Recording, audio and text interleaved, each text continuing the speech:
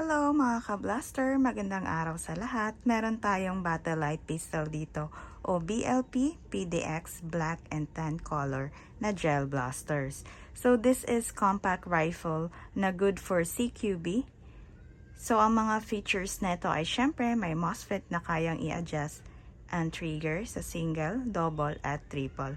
Bukod doon, may metal gearbox, gears, piston, tube barrel, button, switch, at buffer tube. So don't forget to like and subscribe our YouTube channel. Salamat!